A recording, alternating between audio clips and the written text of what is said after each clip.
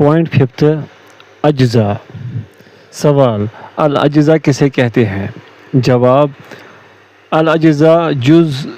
وہ کتاب ہے جس میں ایک آدمی کی احادیث جمع کی جاتی ہیں،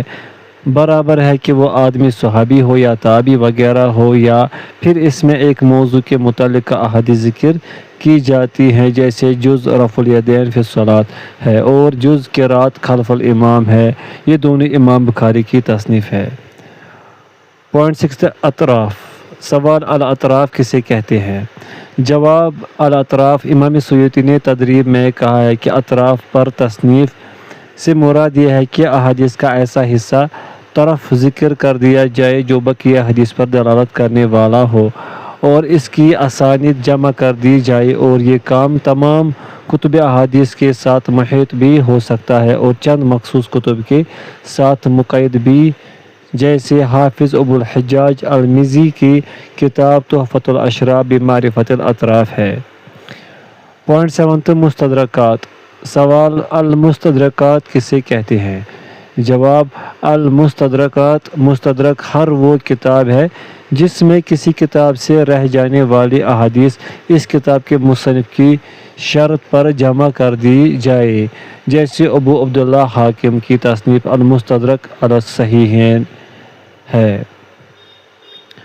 پوائنٹ ایٹھ، مستخرجات۔ سوال، المستخرجات کسے کہتے ہیں؟ جواب، المستخرجات، مستخرج ہر وہ کتاب ہے جس میں کسی کتاب کی احادیث میں مصنف کی سند کے علاوہ کسی دوسری صحیح سند کے ساتھ جمع کی جائے اور مستخرج اس مصنف کے ساتھ اس کے شیخ یا اوپر کسی طبقہ میں مل جائے، جیسے ابو نعیم اصبہانی کی کتاب المستخرج علی الصحیحین ہے۔ مستخرجین نے اکثر مستخرج کتاب کی حدیث کے متن کی پابندی نہیں کی، بلکہ انہوں نے ان الفاظ کے ساتھ روایت کی ہے جو ان کو ان کے شیوخ سے نقل کیے گئے ہیں، مستخرج کتاب کے الفاظ کی مخالفت کے ساتھ۔ اسی وجہ سے مستخرج کتاب کے الفاظ کو اس وقت تک اصل کتاب کے الفاظ کی طرف منسوب نہیں کیا جا سکتا جب تک کہ دونوں کے اتفاق کا علم نہ ہو جائے۔ شیخ و طالب علم کے آداب۔ سوال، شیخ و طالب کے آداب سے کیا مراد ہے؟ جواب، شیخ و طالب علم کے آداب کی معرفت بھی ضروری ہے، اسی طرح نیت کے درست ہونے اور دنیاوی اغراض و مقاصد سے دل کے بری ہونے اور علم پر عمل کرنے اور مسلمانوں کی خیر خواہی کرنے میں شیخ و طالب علم برابر کے شریک اور برابر کا حق رکھتے ہیں۔ سوال، صرف شیخ کے آداب کیا ہے؟ جواب، وہ آداب جن کا تعلق صرف شیخ و معلم کے ساتھ ہے مندرجہ ذیل ہے۔ پوائنٹ فرسٹ، جب شیخ حدیث کی مجلس میں حاضر ہو تو حاضرین کی طرف متوجہ رہے۔ پوائنٹ سیکنڈ، مجلس کا آغاز اور اختتام اللہ تعالیٰ کی حمد اور رسول اللہ صلی اللہ علیہ وسلم پر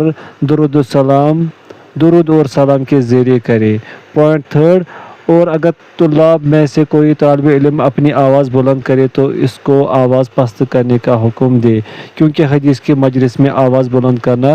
نبی اکرم صلی اللہ علیہ وسلم کی مجلس میں آواز بلند کرنے کی طرح ہے اور تحقیق اللہ تعالیٰ نے اس سے منع کیا ہے۔ پوائنٹ فورتھ، حدیث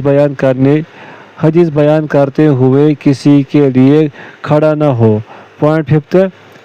کھڑے ہو کر یا جلدی میں یا مجبوری کے بغیر راستے میں حدیث بیان نہ کرے۔ پوائنٹ سکستھ، اور جب اسے بڑھاپے یا کسی خوف یا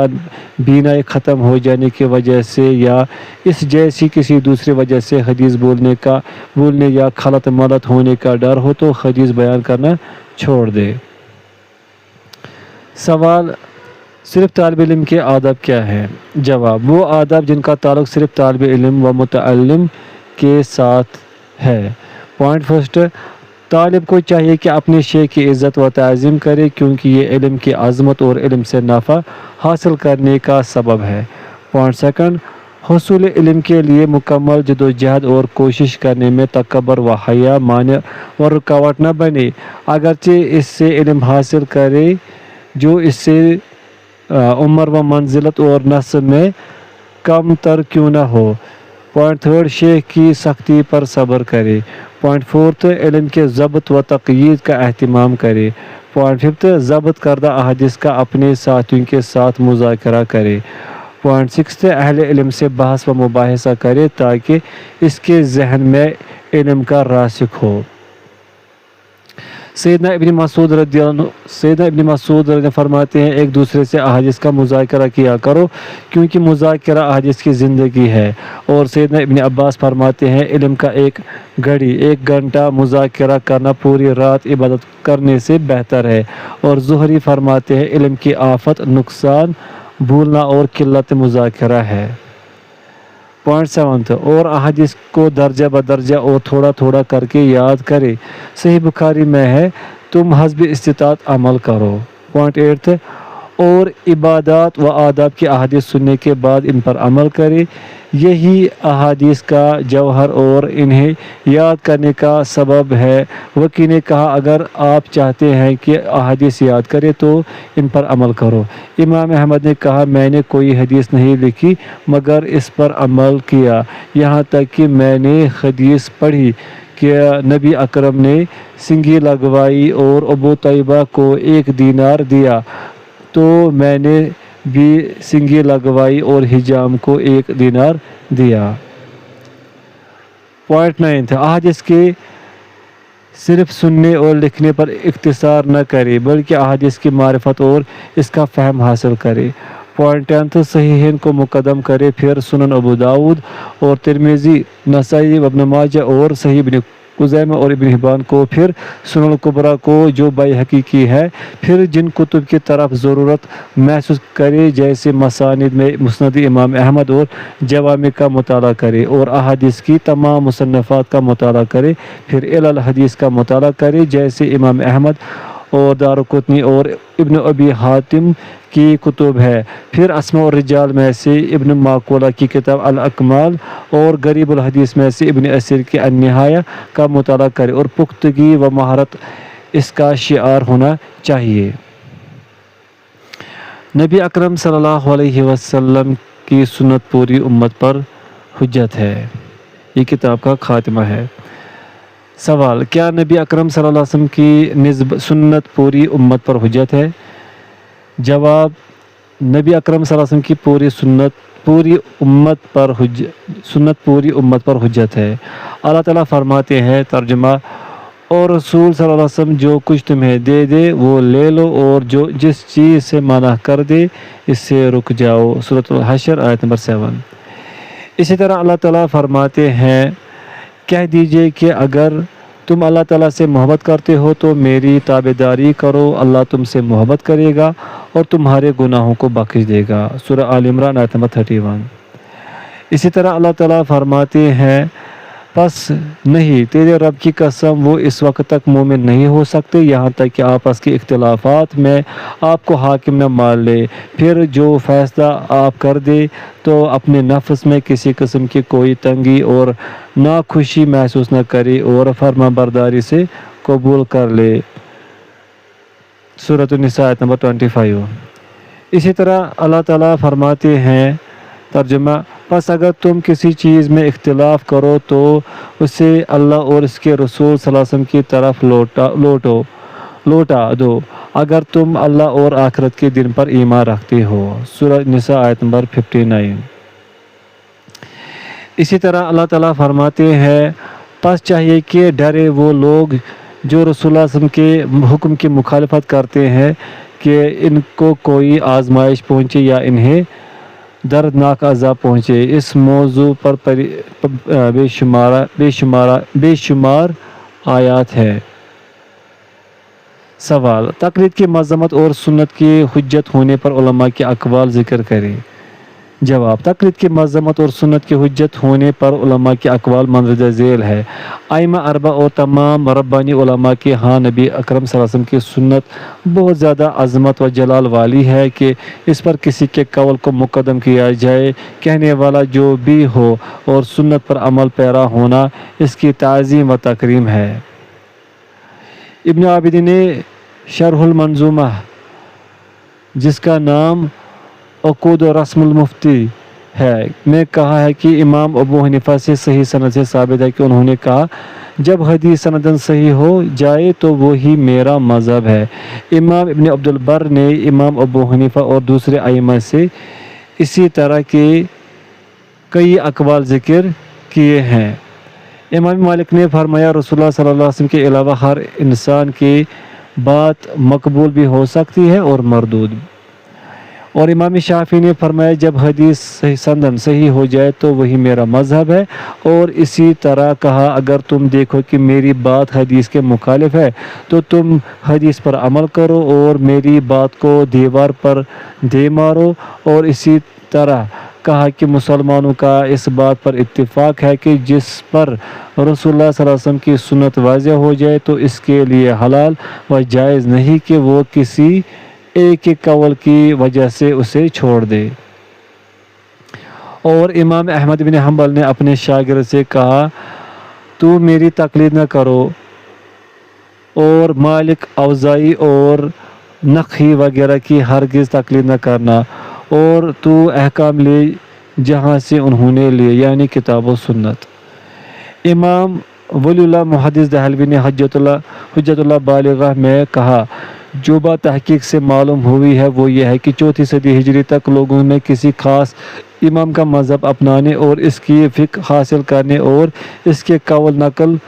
करने की सूरत में कोई खालिस तकलीद नहीं थी। फिर इसके बाद लोग दाएं बाएं जाने लगे और तकलीद इनके सीने में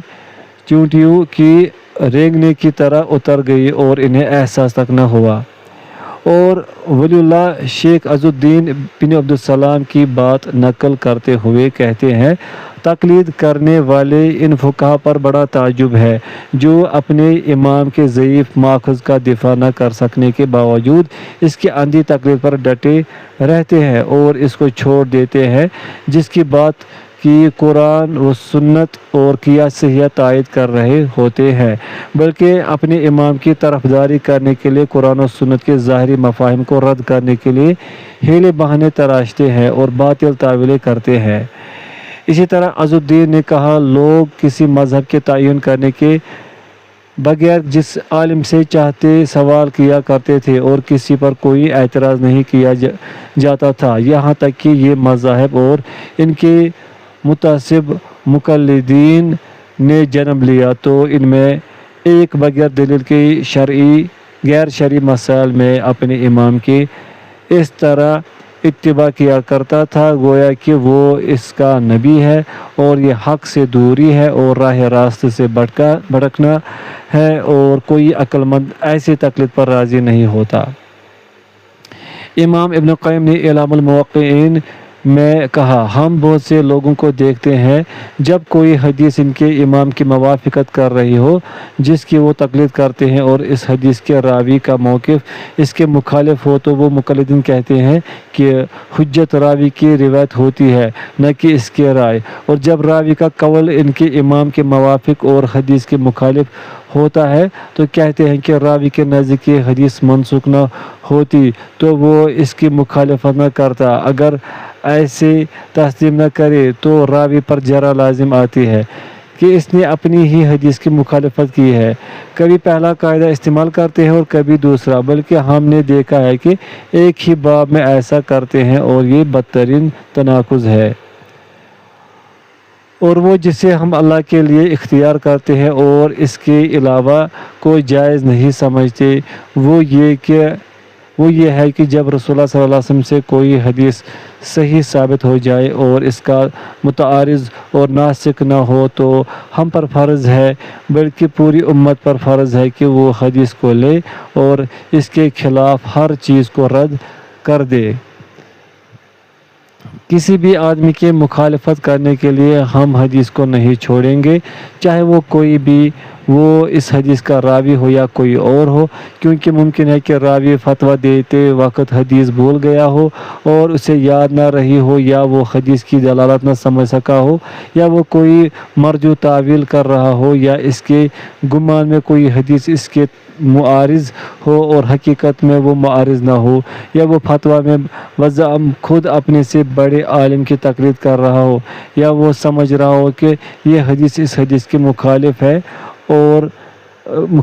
جو اس سے قوی ہے۔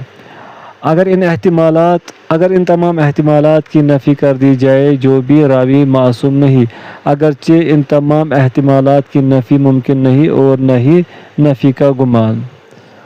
اور سعدی کی قاموس الشریعہ میں ہے، جب کوئی صحابی کوئی حدیث رسول صلی اللہ علیہ وسلم کی طرف مرفوع بیان کر رہا ہو تو مکلفین جن پر شرعی احکام لاگو ہوتے ہیں میں سے جسے بھی پہنچے وہ ان پر عمل کرنا واجب ہوتا ہے، اور جب اسے کوئی دوسری حدیث پہنچے جو اس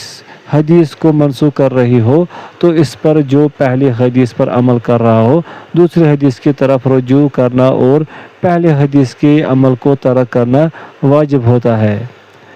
اور شیخ صالح الفلانی المدنی نے اپنی کتاب ایقاظ الہمم میں کہا، آپ بعض لوگوں کو دیکھیں گے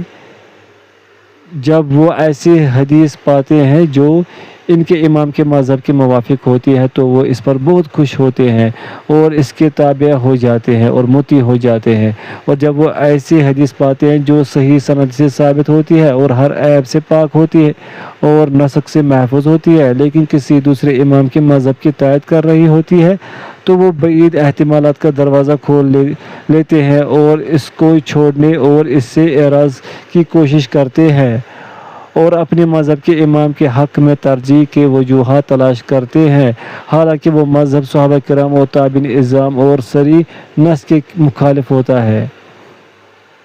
اور اگر ایسا شخص حدیث کی کسی کتاب کی شرح لکھتا ہے تو اس حدیث کو بدل دیتا ہے جو اس کے امام کے مذہب کے مخالف ہوتی ہے، اور اگر ایسا کرنے سے عاجز آ جائے تو بغیر دلیل کے ہی اس کے منسوخ ہونے یا پھر کسی کا خاصہ ہونے کا یا اس حدیث پر غیر معمول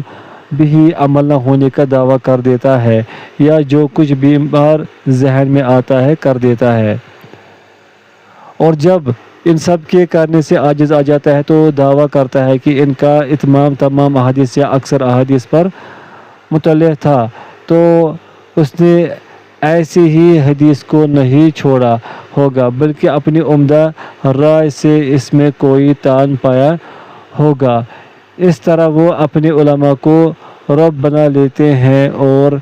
ان کے مناقب اور کرامتیں بیان کرنے کا دروازہ کھول لیتے ہیں اور اس بات کا اعتقاد رکھتے ہیں کہ جو اس کی مخالفت کرتا ہے وہ درست نہیں ہو سکتا۔ اور اگر اہل سنت علماء میں سے کوئی ان کو نصیحت کرے تو اس کا اپنا دشمن تصور کرتے ہیں اگرچہ وہ اس سے پہلے ان کا دوست ہو، اور اسے اس کے مشہور مذہب کی کوئی کتاب مل جائے جو اس کی خیر خواہی کرنے اور اس کے رائے اور تقلید کی مذمت کرنے پر مشتمل ہو اور احادیث کی پیروی کرنے پر ابھارتی ہو تو یہ اسے اپنی پیٹھ پیچھے پھینک دیتا ہے اور اس کے حکم اور نہی سے اعراض کرتا ہے اور اسے بالکل ترک کر دیتا ہے۔ شیخ فلانی نے اپنے شیخ محمد حیات سندھی سے نقل کرتے ہوئے کہا کہ یہ بات ثابت ہو چکی ہے کہ تمام صحابہ مجتہد نہیں تھے، بعض شہری تھے اور بعض گاؤں کے رہنے والے تھے، اور کچھ وہ تھے جنہوں نے آپ صلی اللہ علیہ وسلم سے صرف ایک حدیث سنی تھی، اور بعض ایسے بھی تھے جنہوں نے صرف ایک بار رسول اللہ صلی اللہ علیہ وسلم سے مجلس کی تھی، اور اس میں شک نہیں کہ جس نے نبی صلی اللہ علیہ وسلم سے یا کسی ایک صحابی سے ایک حدیث بھی سنی وہ مجتہد تھا یا مجتہد نہیں تھا، وہ اپنی سمجھ کے مطابق اس حدیث پر عمل کرتا تھا، اور نبی اکرم صلی اللہ علیہ وسلم کے زمانے میں یا اس کے بعد صحابہ کے زمانے میں یہ بات نہیں سنی گئی کہ کسی غیر مجتہد صحابی نے اپنی سنی ہوئی احادیث کے متعلق کی کسی مجتہد صحابی کی طرف رجوع کیا ہو۔ پس یہ نبی اکرم صلی اللہ علیہ وسلم کی تقریری حدیث کے مطابق غیر مجتہد کے لیے عمل کرنا جائز ہے، اور اسی پر صحابہ کرام کا اتفاق دلالت کرتا ہے۔ اگر غیر مجتہد کے لیے یہ رخصت نہ ہوتی تو خلفائے راشدین غیر مجتہد دیہاتیوں کو حکم دیتے کہ ان کو جو نبی اکرم صلی اللہ علیہ وسلم کی جو حدیث پر براہ راست یا بالواسطہ پہنچی ہے اس پر اس وقت تک عمل نہ کرے یہاں تک کہ اس کو مجتہدین پر پیش نہ کر لے، لیکن ایسی بات کا نہ کوئی وجود ہے اور نہ کوئی نشان،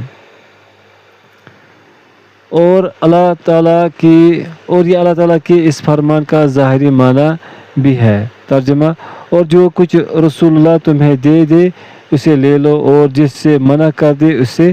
رک جاؤ۔ سورۃ الحشر آیت نمبر 7۔ شیخ فلانی نے الایقاظ میں کہا کہ ہمارے اساتذہ کے شیخ محقق ابوالحسن سندھی نے فتح القدیر پر اپنے حاشیے میں کہا،